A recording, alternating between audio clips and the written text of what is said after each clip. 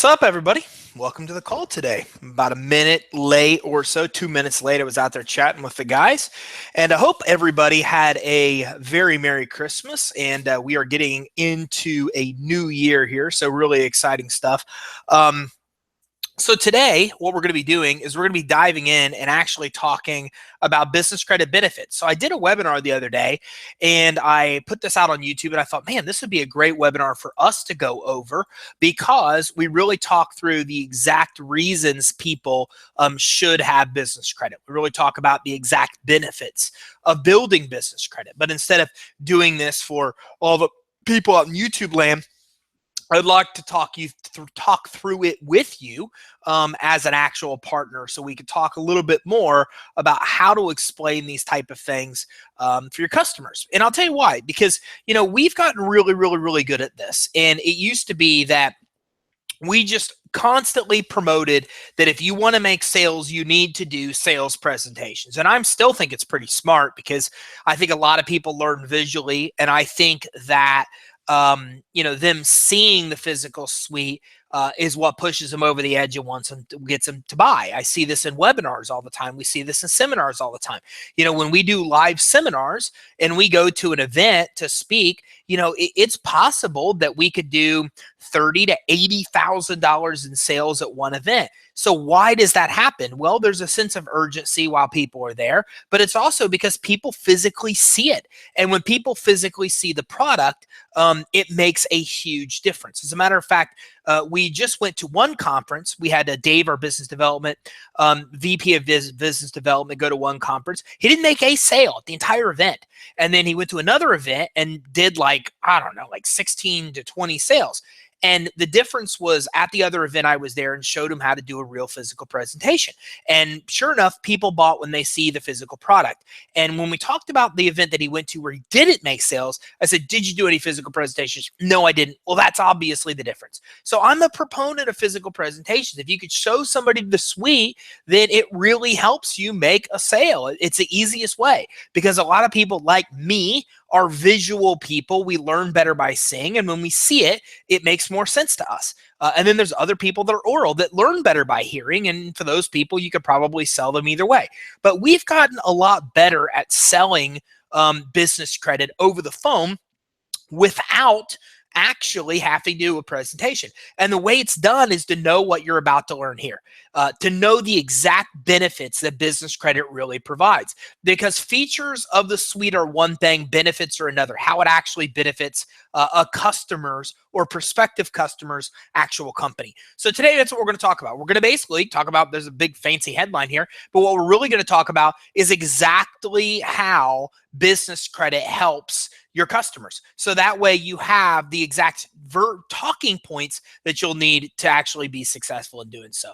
So we already know what business credit is. I'm not going to go through that, but I will tell you that this is a pretty good way of explaining it. One of the easiest ways, and it doesn't make any sense, okay, when we hired general marketing guy, I said, look, the best headline we've ever tested is how to get credit for your EIN that's not linked to your SSN. He goes, that makes no sense. You know how many people don't even know what EINs or SSNs are? I go, dude, test it against everything.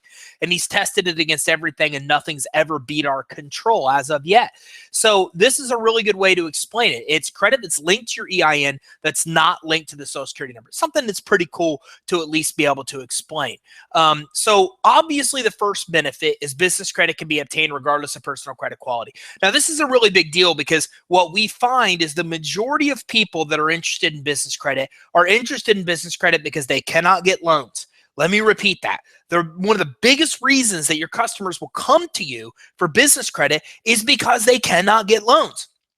And if you can talk to them about how they could use business credit to be able to get financing, then it puts them in a much better position because they know that they have a way to get money when they can't get loan or can't get financing through most of the places. So they can get approved for business credit accounts regardless of personal credit quality. Because again, how we build business credit, they don't even have to put a Social Security number on the application. I always explain that because when I say we can get you approved regardless of personal credit, it just sounds like a pitch. It sounds like something you see the car dealerships do all the time in their ads. And so it automatically breeds skepticism. And so I like to immediately answer and say, the reason we do that is because you don't even have to put the social security number on the application. If they can't pull your credit, then you can get approved no matter how bad your credit is. And that makes more sense to people. So I always explain those two things one and the same. Now, when you're doing an interview with a customer, and again, I think in step 4.2 or 4.3 in the back office, we go through how to do a presentation. 4.1, how to do a proper interview, and there's scripts you can use. If you're doing a proper interview, you should ask somebody the 3 C's. Do they have cash flow, credit, and collateral? If you know that they don't have good credit, then when you're actually presenting the finance suite itself, whether it be physically showing it to them or talking through it with them, you should then revisit this and say, hey, look, because remember how you said you had credit issues? Yeah, well, that's going to be a preventative of you getting a lot of loans, but you can still get business credit because business credit's not based on your personal credit quality. As a matter of fact, we're even going to show you how to build credit for your EIN without even having your social security number on the application, so your personal credit is not even looked at. So again, with no credit SSN supplied, there's no personal credit pull, and that's how they get approved with no personal credit. But there's a side benefit too, and that's that there's no impact on personal credit scores. So I just had somebody on my webinar at 12:30 today, and this is what he said. He said, how do I get all these inquiries off my credit report? And I said, well, are they legitimate inquiries? He said, yes. I said, well, you really can't. I mean, you could dispute them to get them removed, but if you dispute an inquiry from Chase, Chase could very well cancel the credit card if you tell them that you were never the one that inquired to begin with. So you got to be careful. The bottom line is, and he goes, the answer is I got to get business credit. I need to get away from this no personal guarantee stuff. And it's so true because business credit reports are the business credit reporting agencies, not the consumer reporting agencies. So as business credit's used, it has no adverse impact on the consumer's credit score. Now, a lot of you are in credit repair, so a lot of you know exactly what this means because utilization is 30% of somebody's score. Inquiries are 15% or 10% of somebody's score, okay? So as a result of that, it's a big deal. You know, and this is what I explained to customers. Listen, you know, some of the benefits is that business credit, not only can it be obtained without a personal credit check, but it doesn't have any adverse impact on your personal credit. So for example, we live in a world where somebody can disqualify for unsecured financing or qualify for $15,000 or $20,000 less than they could get because of one inquiry. So 10% of the scores are based on inquiries, which means if they're using their personal credit to obtain credit cards for their business, they're lowering their personal credit scores. Is it by a lot? Nope. But I'll tell you what is happening. By putting those inquiries on the credit report, their chances of getting things like unsecured financing for 100 to 150 grand are diminished greatly because of that one inquiry. And it can hurt their chances of getting approved for 6 months or more. So I like to tell people this. Look, you know, there's no impact on your personal credit. When you put an inquiry on your personal credit report, not only does it adversely impact your credit score, but then you know, if you want to go get unsecured loans or other type of financing, then that 1 or 2 inquiries can ruin your chances to be able to get approved for that actual financing, okay? So again, we live in a world with unsecured business financing where even 2 inquiries can disqualify them for $100,000 in financing. So what I like to tell people is, look, there's a place and time to use your credit. You can't always just go get business loans with no personal guarantee. But here's the thing. You keep your credit intact until you really need it. If you want an SBA loan, if you want another big kind of loan, well, then you want to use your credit. But if you're getting credit cards for your business, don't use your personal social security number. When you do, you put an inquiry on your personal credit report, and that hurts your chances of getting the bigger loans and financing that you want to get. The other bigger problem is right here. 30% of the credit score is based on utilization.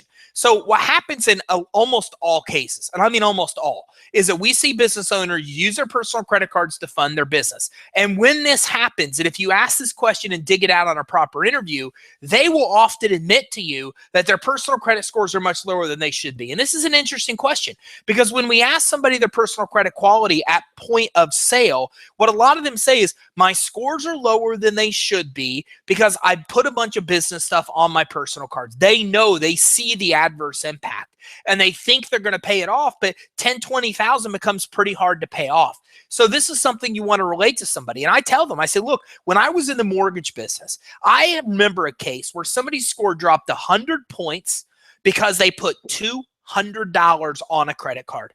Their limit was only $500. The $200 pushed them at 70% of the limit on that card. They didn't have much available credit, and that damage was so severe that it dropped their score over 100 points and disqualified them completely for a home loan. And this is a big deal. Another thing I tell people when I talk about this point is, look, 35% of your consumer credit score's payment history. 30% is your utilization. That means if you overutilize a credit card, you literally almost damage your scores as much as if you paid the bill late. That's how severe it is. And overutilize means over 30%. So if you have a limit of $1,000 and you owe more than 30% of that, you are then damaging your credit scores. And if you listen to people like John Alzheimer that are experts in this space, what he'll say is, look, you really want to stay below 2%. Anything over 2% can adversely affect your scores. So the bottom line is business credit, one of the best benefits is that you could max this credit out and have no adverse impact to your personal credit scores, okay? And again, when we look at this combined, we see 40% of consumer credit score made up because of things that business credit can help somebody avoid. There's no inquiries, there's no utilization issues. So when somebody truly builds their business credit, then what happens is they don't have inquiries on their credit report when they go to get more credit for their business. They don't have any of that reporting on the personal credit report, so they could utilize it, max out the cards, and have no adverse impact. That salvages 40% of their score. What that means is it means your personal scores stay intact to buy car loans, to get mortgages, consumer credit cards, the thing you need in your personal life. And then when you want to move to high limit loan amounts, then you can use the personal credit, and it's in great shape because you haven't ruined it because you've used business credit where you don't have to have those accounts reporting on the personal credit or inquiries either. Okay. Now, personal credit scores we just talked about are based on 5 factors. Okay. Payment history, 35%, utilization, 30%, link to credit history, 15, accumulation of new credit, 10, and credit mix is 10. So as we talked about, utilization and accumulation of new credit are 10%. Okay. With business credit scores, they're based only on really how the business pays. The D&B Paydex score and Equifax's small business risk score are both entirely based on payment history, and Tella's score is primarily based on credit history. And I don't know if I have this example here or not. Yeah, I do have this here. Are based on payment history? No, I don't have that here. Okay, but I'm going to tell you exactly. I'll tell you a great example of how this works. So Mark is a guy on our Periscope feeds who comes on and has shared his results. The first account on this credit report was a $9,900 collection. And I think I have this in another slide, so I'm probably not going to pull this up and show you this.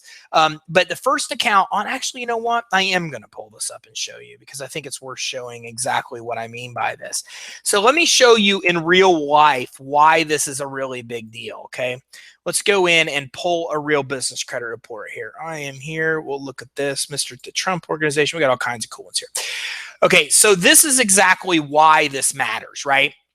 His score was 12 one quarter. It went to 96. Now think about this, guys. To give you an example, this is like going from a 390 consumer credit score to an 805 over one quarter. It's astonishing.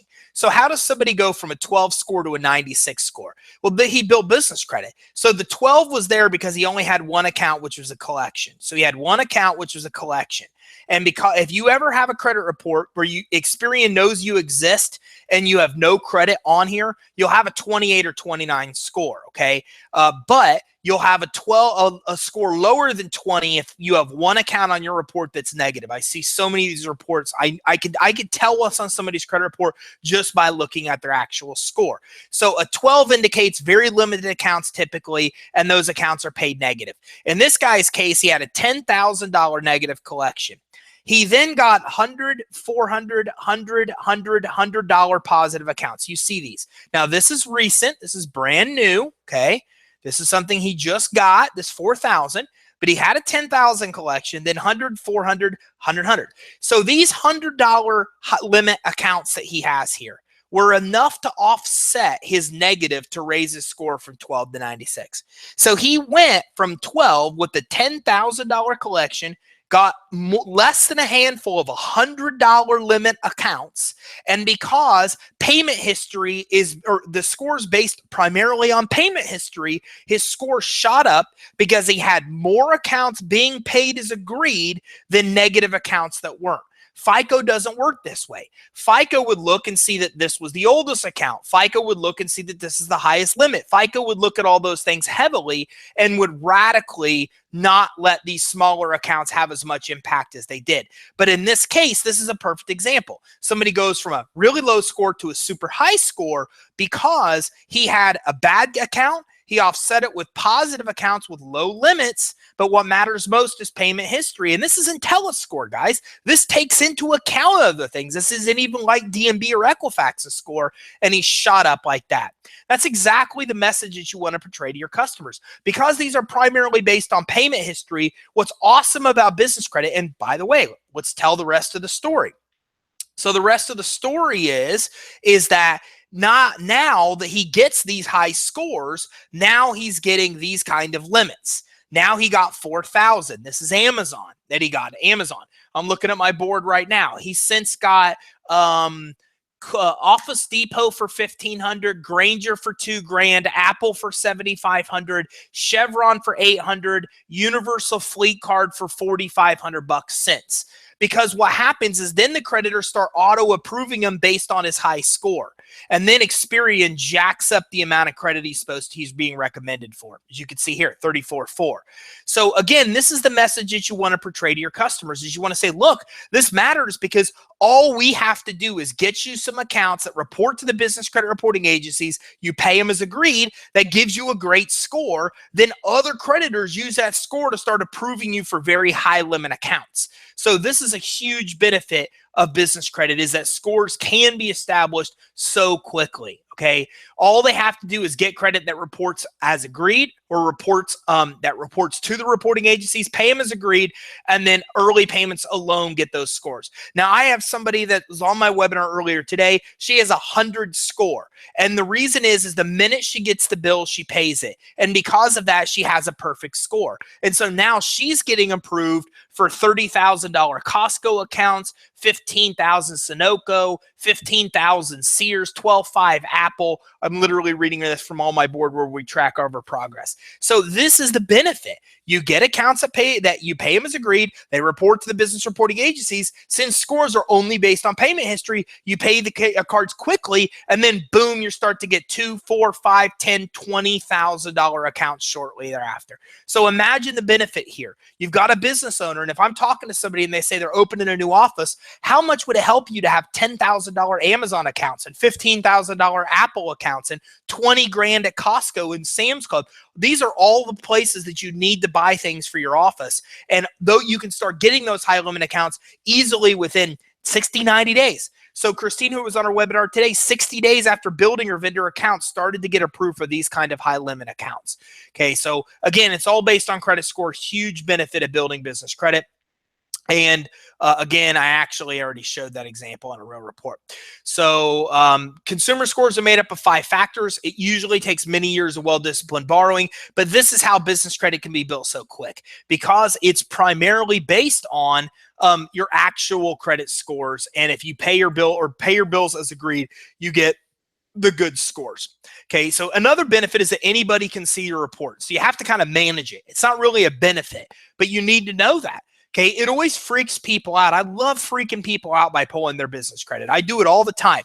And I'll tell you, one of the places I do it the most is on live podcasts where somebody sits there and goes, hey, man, you know, anybody that has any kind of skepticism, I pull their company's credit right there on the podcast. They go, look, I'm looking at your business credit report right now. And then they get freaked out. They're like, how did you do that? I'm like, anybody can see this. That's what you need to know. That's what your guests need to know. Anybody can see your credit report without your permission. The Fair Credit Reporting Act says that's not possible in the consumer world. But in the business world, it's absolutely possible. So in the consumer world, we're used to banks and auto dealerships and mortgage brokers and other people licensed to lend money being about the only guys that can even pull our credit, even once we give them permission to pull our credit. But with business credit, it's public information.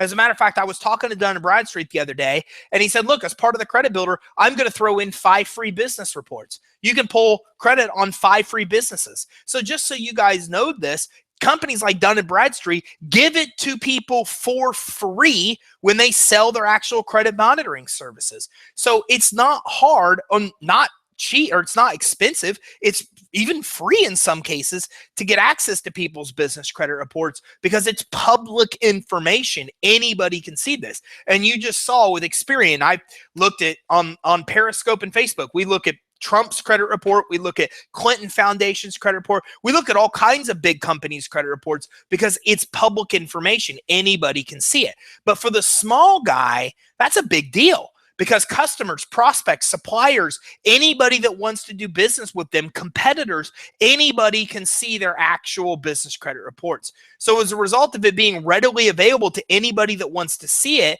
then that's another reason somebody really needs to control it because they can see the amount of trade lines, the credit score somebody has, the high credit limits, the past payment performance, employees, the revenue. Any of this information is available to anybody that wants to pull it.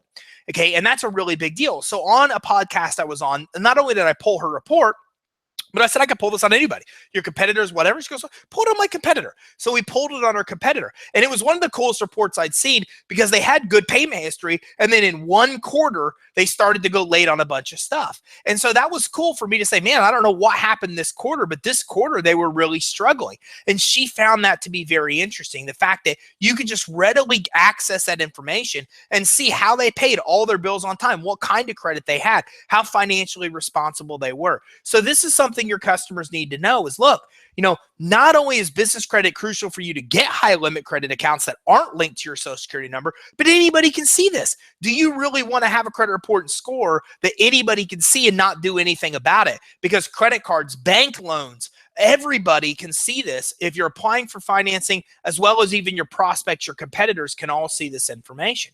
Okay. So, and again, here's something else that freaks a lot of people out. All that's needed to pull their business credit report is a business name. That's it. If you have a business name, then you can typically pull a business credit report. And I say typically because it depends on how much information is actually linked to that business. So for example, if we go right here and look at Coca-Cola, you can see that just because of the business name that this pulls up. Now, again, if there's a bunch of results, then a city and state will help you narrow it down.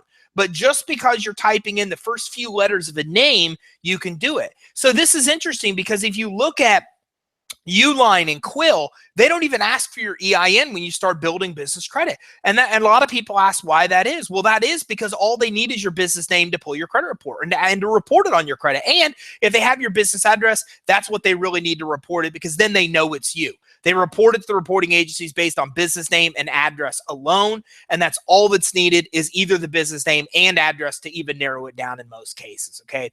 So this is why anybody wants to keep monitoring the credit reports. But most importantly for your customers, it's why they need to build their business credit. Because if they don't build their business credit, it's going to catch up to them sometime. And I talked to all kinds of people. When I owned a mortgage company, so many people would come in and this is how the conversation would go. Well, how's your personal credit? That's good.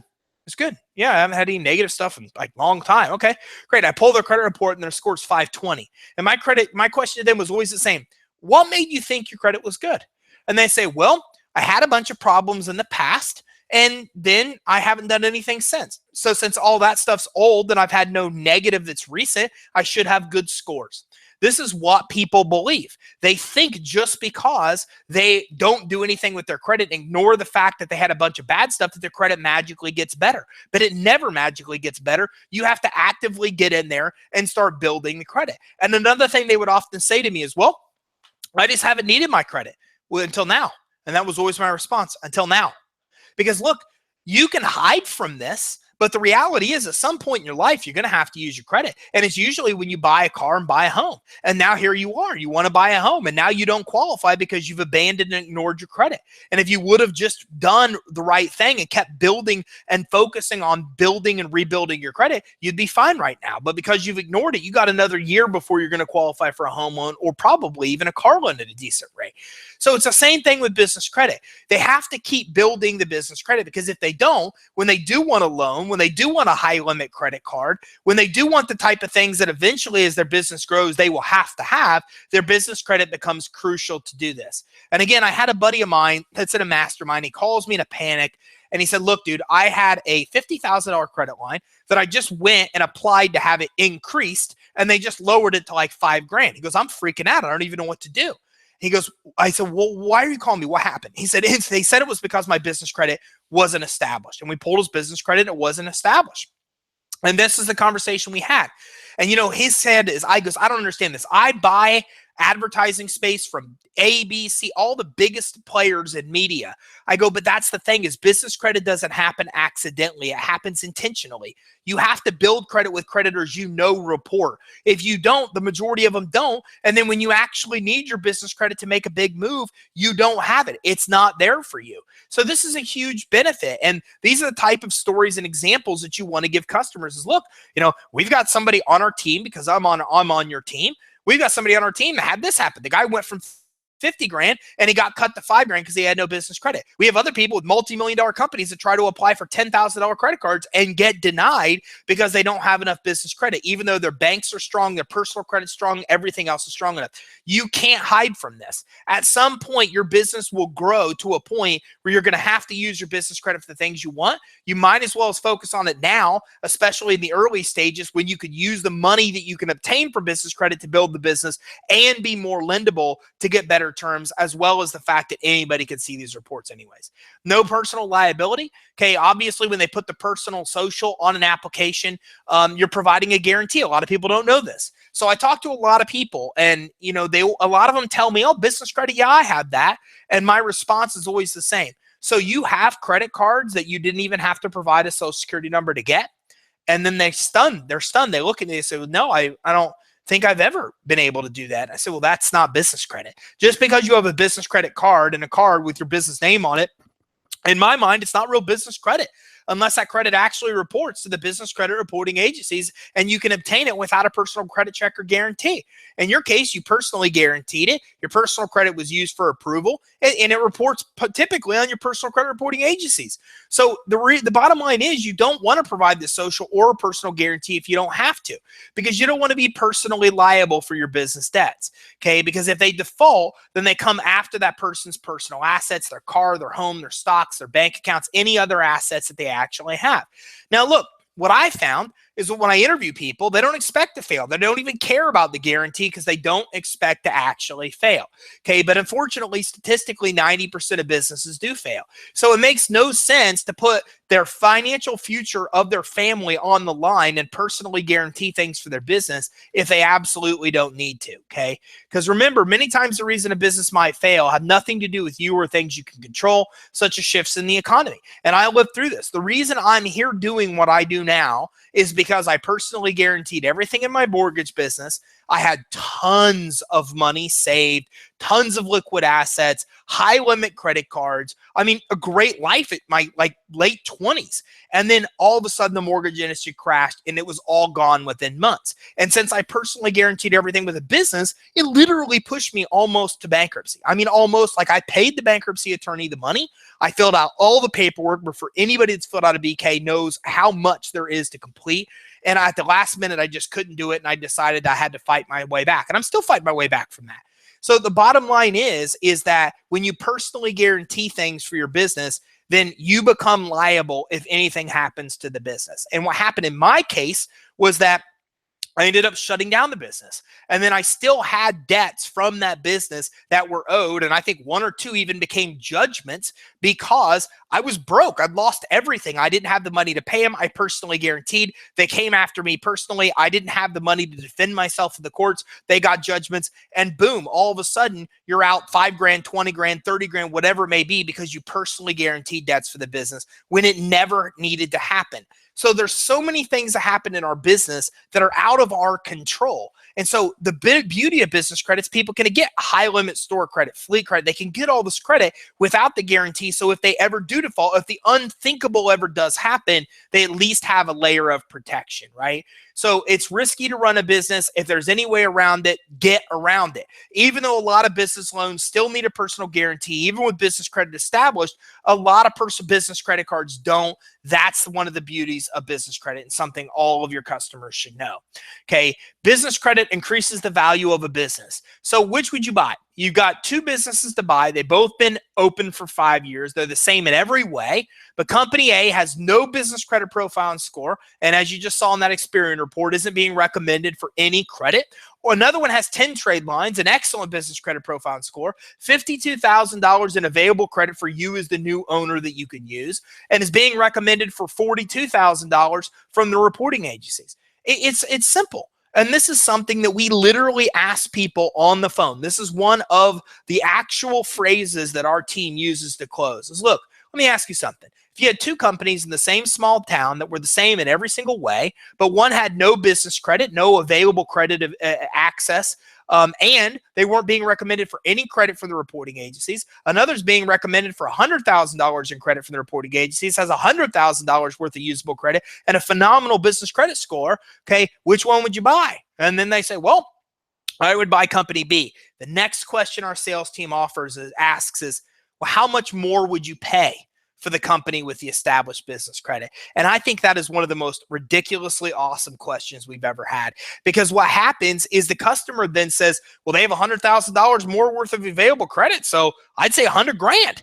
And then all of a sudden, they've just increased the value of their own business by $100,000 with established business credit. And then it's easier to segue into a sale. So please listen to me there, because we constantly get together on our sales meetings and say, guys, what are you saying and using that's working really well right now?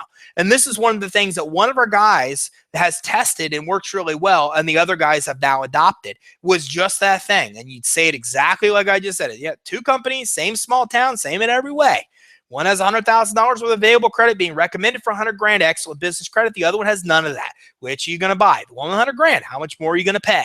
Okay, because then all of a sudden they put a value themselves on business credit. It's a pretty interesting thing, because then they put a value on it. And then when you start talking to them about a $3,000 purchase, when they themselves just said they pay $100,000 more for a company that has business credit, well, you see where this is going. So it's a really good tactic to use with your customers, because it's so legitimate and so true. Okay. And anyone who's bought a business knows the importance of this. Okay. Because it's so accessible that anybody that buys a business looks at it. As a matter of fact, Marcus Leonis on The Profit did this once. I'll never forget it. It was this big company that was like, they had like 12 businesses in one, like a sewing shop and a gym and a pizza place. And he found some things that didn't add up. And he went and pulled the business credit report, found a bunch of stuff the owner hadn't told him. And he sat down, went over it with him. And I think in the end, he ended up not buying the business. I think is how it went down. I can't remember. But because it was so accessible. So if anybody's going to buy your business, if you ever plan on going public doing any of those type of things, it's going to be important. And again, it's not bad to ask your customers, what is their exit plan? What do they plan on doing? Do they plan on owning this business for another 20 years? They plan on selling it? If they tell you they plan on selling it, that's a great talking point as you get to the presentation. Business credit quality determines loan approvals and terms. This is one of the things we talked about. It determines if they get approved or denied, the amount of credit they get, the terms they receive. So we just looked at a real business credit report and we saw this exact same thing on a real business credit report. Let me pull that back up. So here, for example, is the one that we were looking at. And we can see right here that Experian is recommending this business for $34,400 in actual credit. So credit quality determines this. Let me go to Clear Fields here. See if this will work. Let me refresh and show you another one so you can see this. Okay, so this is that one is being recommended for $34,400. Let's take a look at another one. This one's being recommended for $15,600. She has a really established business credit, by the way.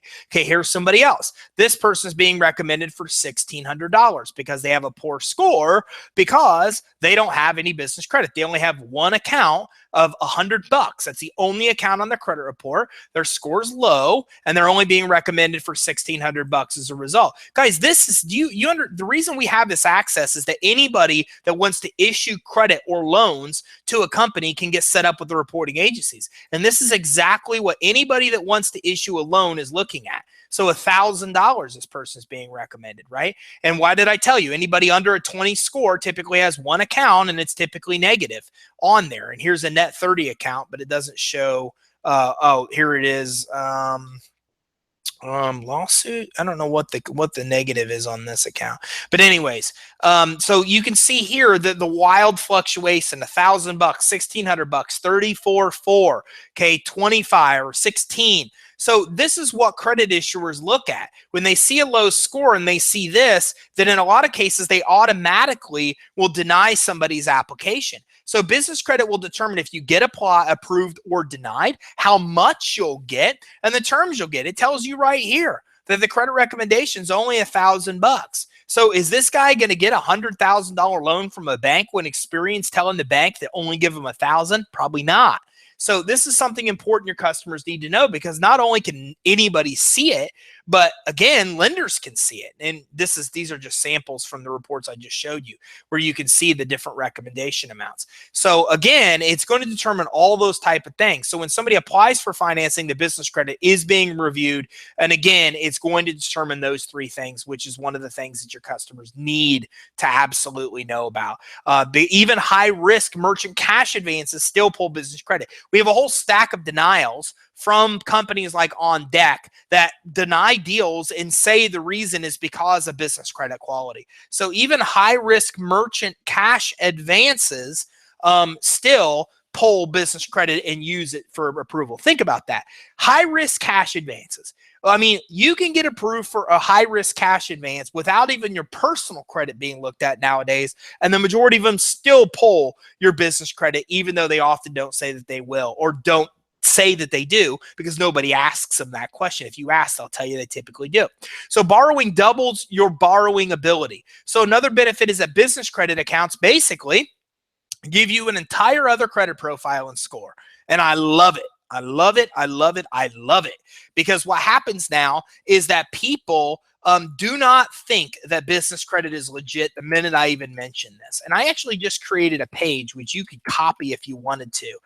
And it's called creditsuite.com/legit. LEGIT. My recommendation is to go and have your own web guy copy a page that looks just like this and put it on your page. What's up, Nancy? Okay, so and I'll tell you why, because we do ads on Facebook, right?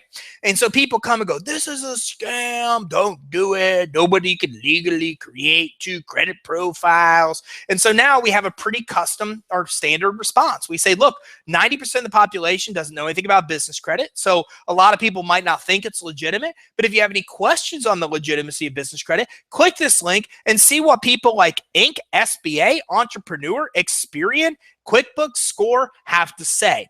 And then on this link, there's all these different articles that they can click to. Here's a link from SBA about simple steps that you should use to manage your business credit.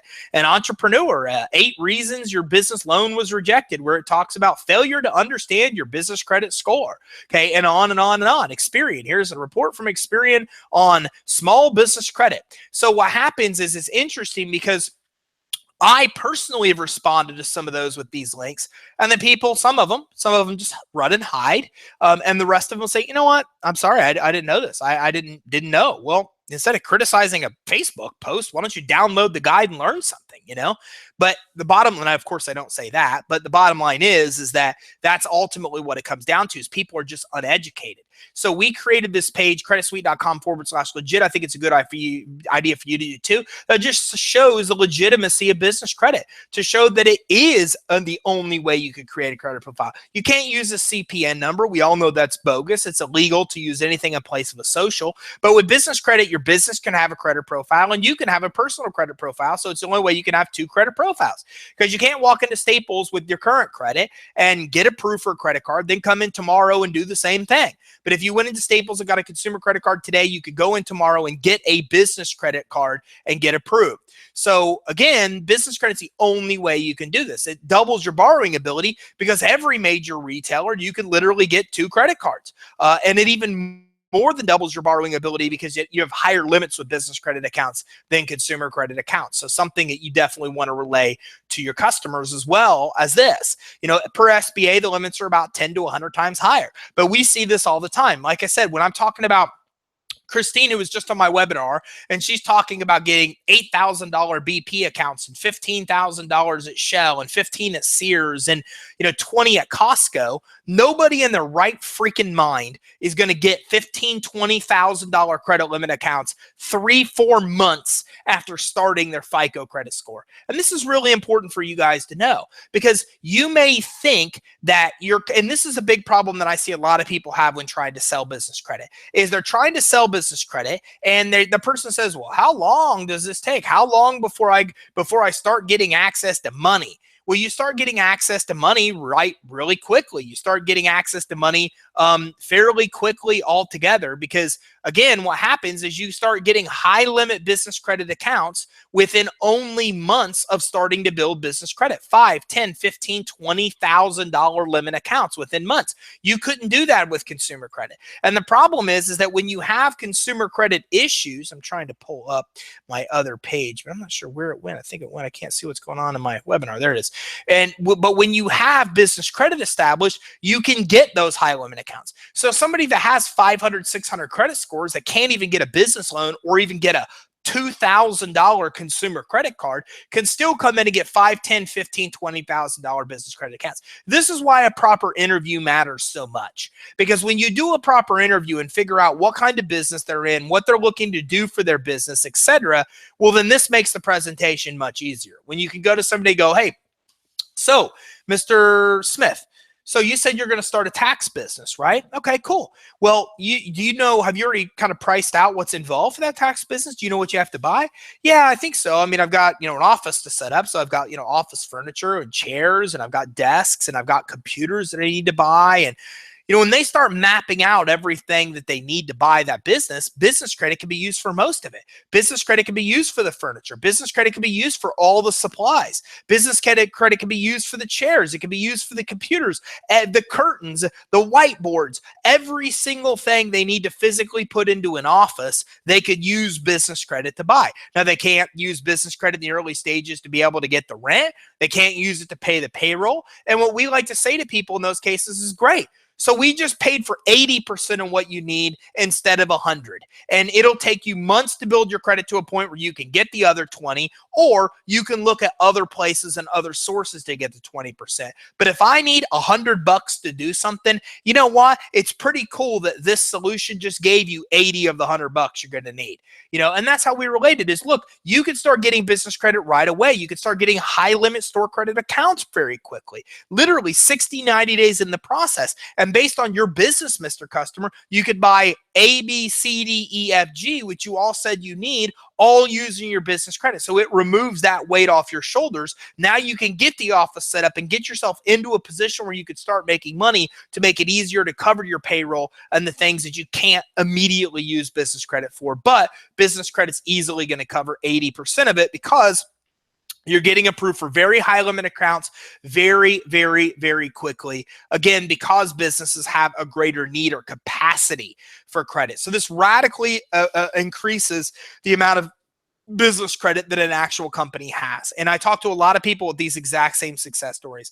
Thelma Sample sells business credit. She's a big producer, and this was her story as well. And she was on a webinar with us on our weekly webinars on our YouTube channel, where this is exactly what they did. They started a tax franchise. They had $1,200 in cash from an old pickup truck and a flat screen TV, knew they needed more, built business credit, used business credit to build the whole franchise, did over $1 million, I think their first year in business, close to $1.5 million.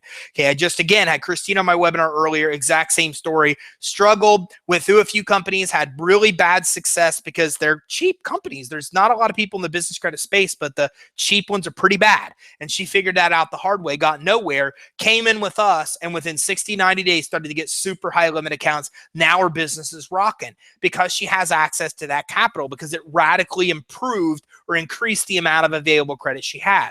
So again, an average Staples account might be $3,000. With business credit, it's closer to 30. Okay. It's actually very common to have credit limits at 10,000 or more within 2 to 3 months. Again, Dell, and again, Apple, and Costco, and Sunoco. So many of these guys are notorious for giving $10,000, $20,000 accounts 60, 90 days into building business credit. And it's impossible to do with consumer credit cards. As a matter of fact, if people you're talking to have credit issues, another great question to ask them is what's the highest consumer credit card limit they have now?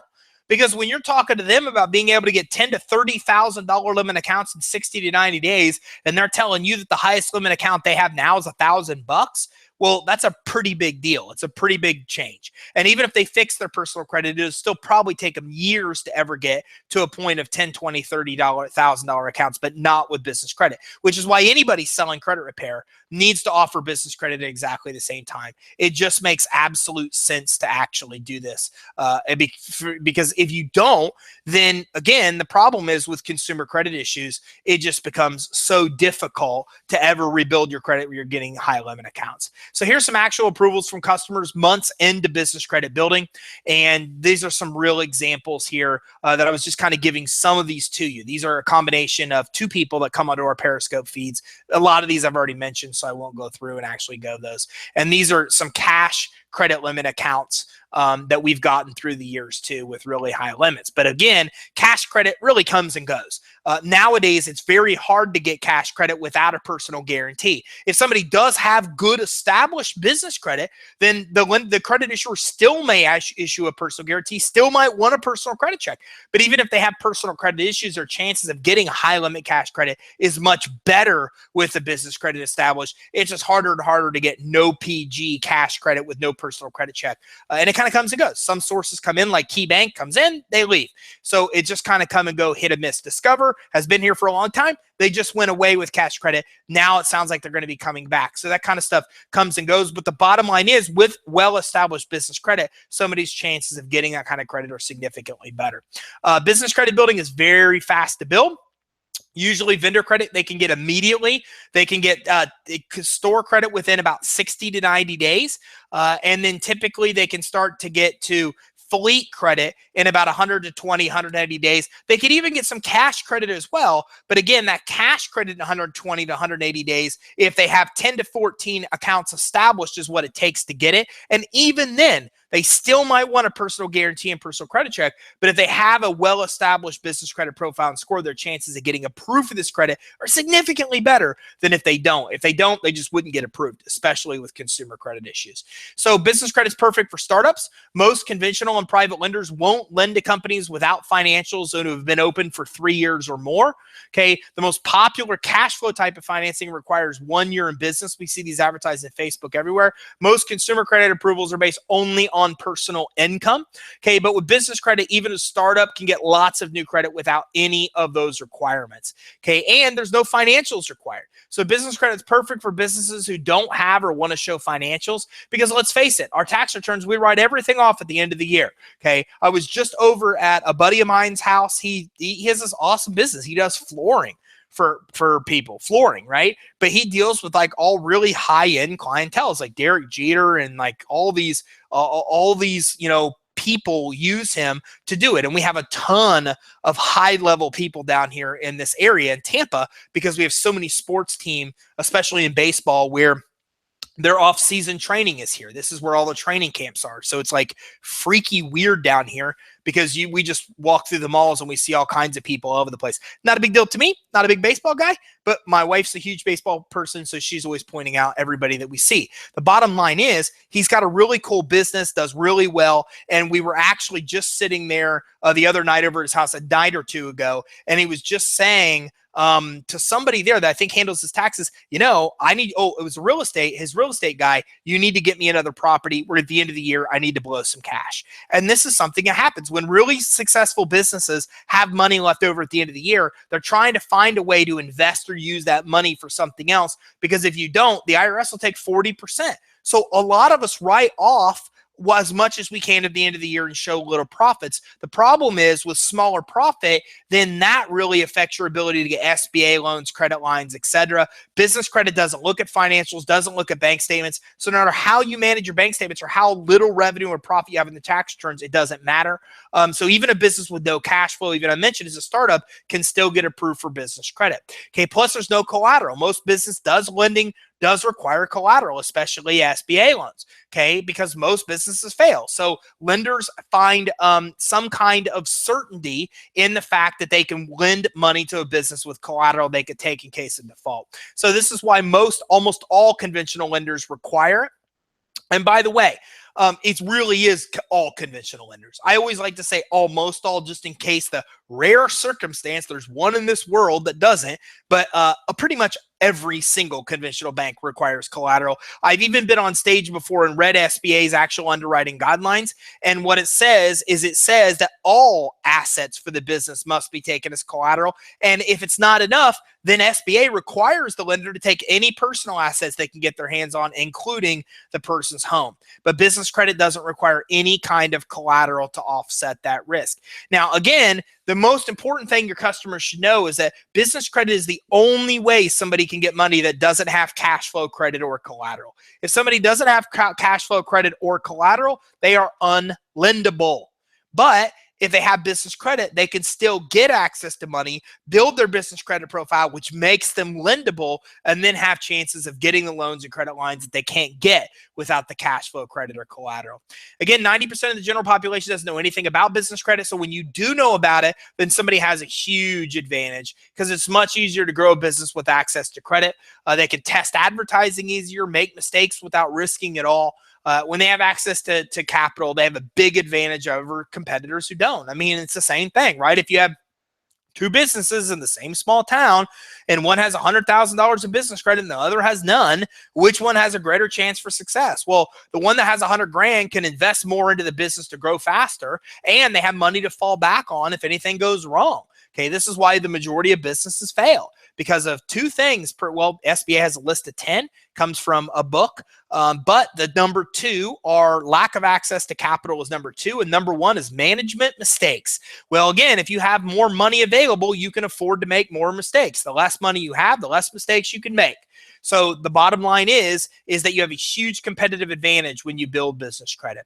And again, getting the capital to fuel the business. I mean, let's face it, most businesses fail.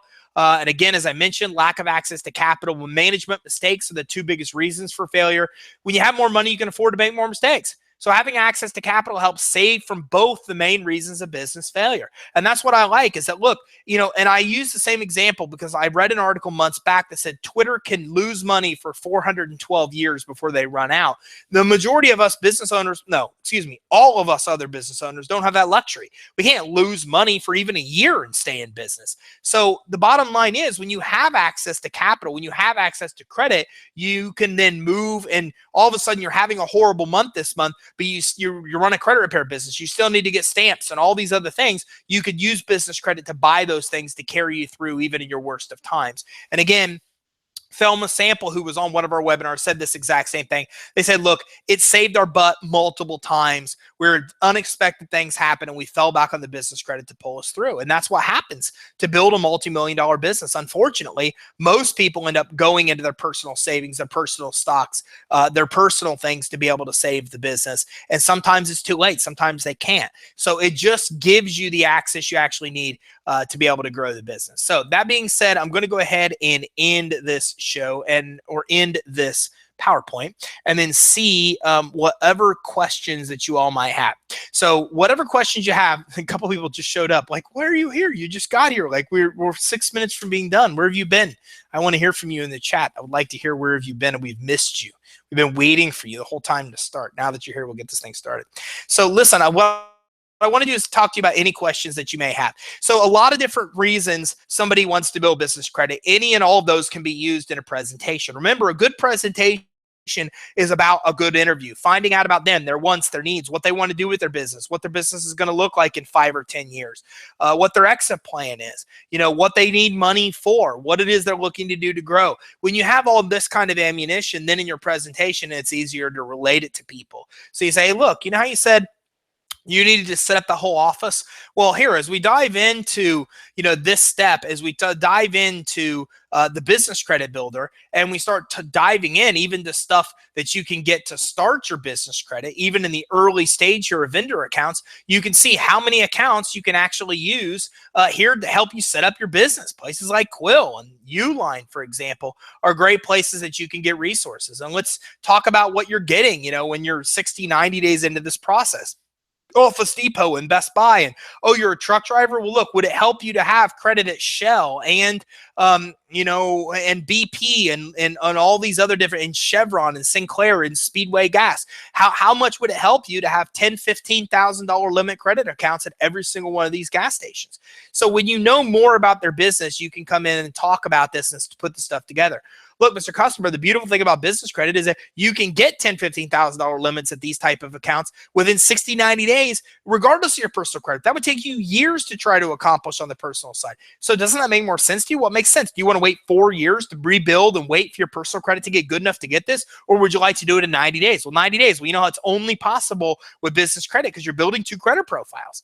And so this is how you tie the benefits into the actual presentation, and where you're able to come in. And Jacqueline said, can you talk about the funnel?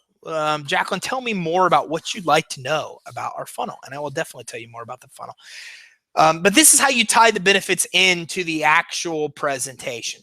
So it really comes down to knowing this. I'm going to put this webinar up in your back office where it's available. And I still have some people that are rogue people on YouTube watching this because this thing's populating to YouTube. But I just found a workaround. So we will be back to our closed group here. And all those on YouTube that are not yet clients, we will miss you. We love you. We will still do webinars for you, but we actually have these as a closed webinar for clients. But now what's happened with YouTube Live is Google Hangouts puts this stuff onto YouTube, whether we like it or not. And so we're going to make some changes here with how we're doing webinars so we can still keep our private reserved access for our private reserved partners.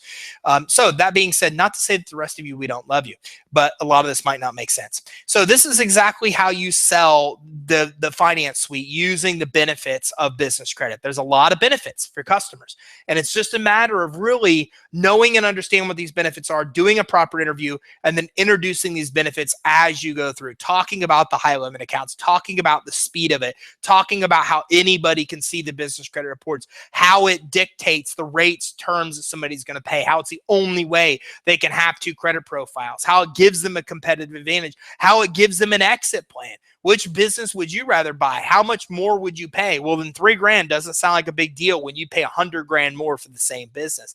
So all these type of things tied together is really what you can use in a presentation to have a lot of power. Jacqueline, we briefly spoke about the funnel, and I've been focusing more on the loans, but I'm interested in increasing more of the business credit clients. Jacqueline, we have a funnel, and it's at creditsuite.com/funnel. I think this is what you're talking about. And let me say 2 things. First of all, you don't have to buy the funnel, right? A lot of people do, but you don't have to buy this funnel. Let me stop myself because this is me talking. Hey, okay. So you have emails here in Partner Resources, Resource Library. If you come down and select emails, you can access some information emails right here. Okay, this is information emails right here. But to answer your question, Jacqueline, what happened? So can you do a brief walkthrough on how the funnel brings clients in? Sure. I'll give you an exact example. So these are some emails that are available in your back office, and we always thought this was enough. But what happened is we started doing more and more ads on Facebook. And as we did ads on Facebook, we had a lot of people that responded, and they came to our actual email sequence and they opted in. So when they opt in, what they go into is our actual funnel. And our actual funnel, and I'll show you how it works because it's the same thing with yours. So what happened was we realized if you really want to have the same advantage we have of online marketing and advertising, then you really need to be able to have access to the same funnel that we have access to.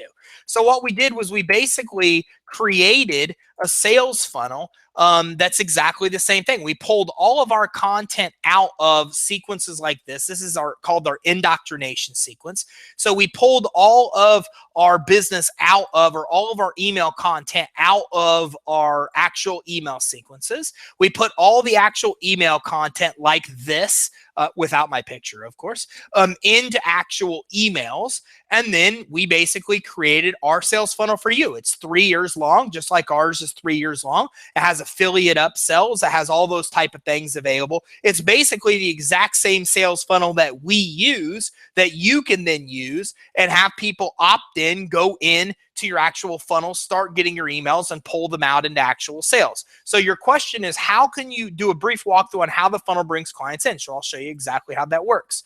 Let me see if I can do this. Actually, I don't handle our Facebook advertising anymore, so I want to try to show you from beginning to end, but I don't know if I can do that because I'm not.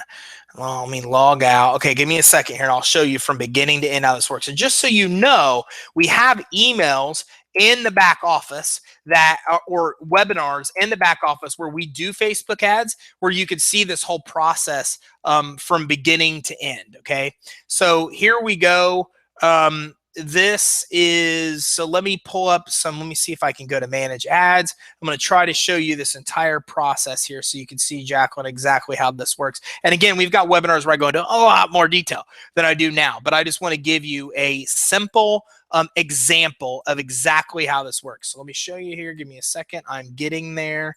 Pull up an ad. All I'm trying to do is pull an ad to show you this from beginning to end. Okay, and again, if you want more information on this, look in your back office, because in the back office, you will see that we have walkthroughs of our Facebook advertising where we show you exactly how we do all this and you see exactly how it's done. So here we go. We run an ad on Facebook. You can run ads on YouTube, Twitter, Facebook. You could put free stuff on your social media, an ad like this free on your free social media pages.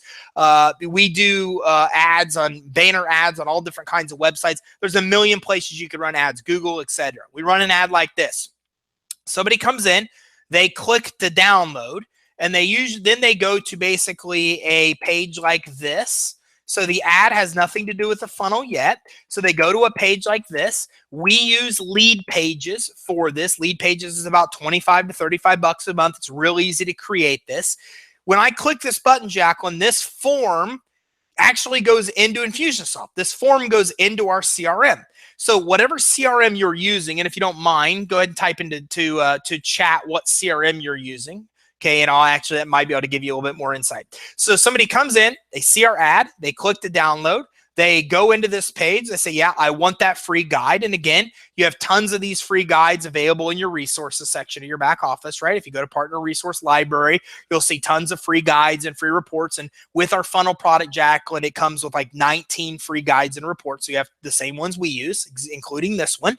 So you put up this lead pages. Lead pages integrates directly with Infusionsoft. Okay, let me actually see if I can show you that as well. Okay, and again, you guys can hang out if this isn't over your head or what you want to see, but she's got a specific question, and I just happen to have the time to actually walk it through and show you exactly how this whole thing works. So I'll show you right now. So they come to an ad. They go to lead pages landing page, which is something that we create on lead pages, and it's populating right now. So I'll show you how this works. You don't have to use lead pages. You can use any different service, but it's pretty okay. Now I'm kind of screwed because I have no idea what any of this is. I've never seen these new changes. So this is lead pages. You see how easy it is? I can change things here. I can change the wording. I can change the color. Lead pages is really easy. This is a video that he must have here working. So it's really easy to use all this. Well, lead pages integrates directly with our Infusionsoft, which I was going to show you, but I've never seen this view before in lead pages, so I might not be able to. No, this would all be this. So let me go to form. So anyways, this is lead pages. And what happens, Jacqueline, is this integrates directly with our Infusionsoft. So let me see here, checklist, exit page, exit page. I don't want exit page. Let me go to webinar registration page. Maybe that'll work. Okay, so then we use lead pages to create a page that looks like this. When somebody clicks, they're filling out a form. This form actually is created in our Infusionsoft CRM. So if we go here, then we're able to basically click here and go to integration settings, and you can see this integrates with our Infusionsoft. You see that? This integrates directly with Infusionsoft. So what it's doing is it's pulling a web form from our Infusionsoft into lead pages. So this is exactly, we have everything inside Credit Suite. Okay, we don't have the funnel built in Credit Suite. But that's okay. We'll figure out. Maybe it's in DS. We'll figure that out. Don't worry. We'll get through this. So you come in, we basically run an ad. They click, they go to a landing page like this, or like this, that we create using lead pages. Lead pages we can integrate directly with our CRM. In this case, it's Infusionsoft. And then what happens is when somebody fills in this form right here, test@test.com, then what happens is they go right into our actual CRM. They go right into our CRM. So when they opt in, let me show you what would happen. I can email that person. Okay, so let's go to test@test.com, and let's just pull one of these guys up, test@test.com. So you can see the person filled this out, test@test.com. They went right into our actual CRM. And when they did that in our CRM, we use Infusionsoft, a tag was applied. Let's say the opt-in Credit Suite tag was applied. When this tag is applied, opt-in Credit Suite, then that is what then actually triggers the actual funnel. And don't worry, I'm pulling all the pages up I need to show you this, and it's going to make a lot more sense once I show you. So give me a second here. And so that's exactly how it works. Now, you might not be using Infusionsoft, but all of them are the exact same in the sense that they have forms that when filled out, somebody can then go into your actual email sequence. So for example, this sequence here is the opt-in sequence of the funnel, and it started by a tag being applied. The tag is applied when somebody fills out the form here. So that's exactly how it works. Somebody goes to an ad or something like that. They click. They go to a landing page that we create using lead pages. It integrates directly with your CRM, as you can see here. So when they fill out the form here, what they're really doing is filling out the form for your actual CRM. Then they go into your CRM as a lead, like you see here. And then we, Infusionsoft, all we need to do once they're in here is trigger the email sequence, trigger the emails to go. In this case, Infusionsoft triggers emails based on what are called tags. All CRMs are different, so you got to ask your CRM provider. In this case, a tag is applied when this person opted in on this page, and that tag then triggered the email sequences to go. So that's exactly how it actually works. Okay, somebody basically comes in, they go to a landing page, they opt in, your landing page integrates with your CRM.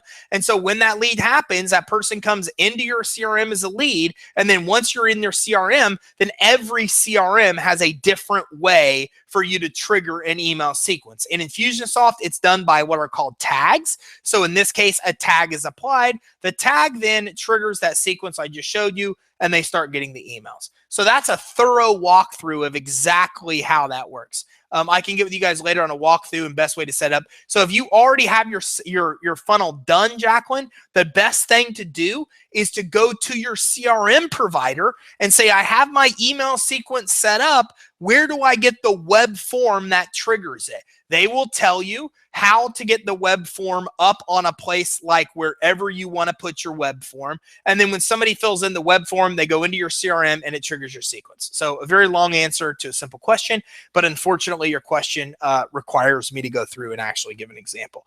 So any other questions you have, please go ahead and get them typed in. I want to make sure that they're answered. So if you have any questions on the funnel, you can go to creditsuite.com/funnel. That's a video of me walking through it and a video of everything you get with the funnel. If you have the funnel already and it's set up, then you can ask support. You can ask our support team for support, or again, check with your CRM provider, because once your email sequence is set up, all you have to do is trigger it. It's triggered typically by a web form. Your CRM provider will tell you how to trigger the web form or how to get the web form. Once you get the web form up on any site like this, then once filled out, they go in your CRM, and then your CRM provider will tell you how to trigger the sequence. So hopefully that answers your questions. Got it. Good. Hopefully that helps. Okay, I don't have any other questions. I'm going to wrap this up. If you do have any questions, just reach out to the support team. Let us know. But now you have the benefits you need to be able to do proper presentations. Remember, you can only do a proper presentation if you've done a proper interview first. So do your proper interview, then do a proper presentation thereafter. And then once you've done that, you can use a lot of these benefits in your presentation and close. So I'm going to go ahead and wrap this up. Thanks everybody very much for taking the time to attend today. If you have any questions, reach out to our support team. We're here to help. And don't forget, if you're not part of direct funding, we've got a promotion where there's no cost to get in through January. Just email dave@creditsuite.com. He'll get you started where you can start earning a lot of money on funding deals, on the funding your customers get. And again, if you want more information on that, we've done that. The last 2 webinars, we've talked more about that. Dive in your back office, go through this. Thanks everybody very much. Hope you had a Merry Christmas. Hope you have a very happy New Year. And I will see you on our first webinar of the new year tomorrow, or next Tuesday at 3 o'clock Eastern. Thanks everybody. Happy New Year.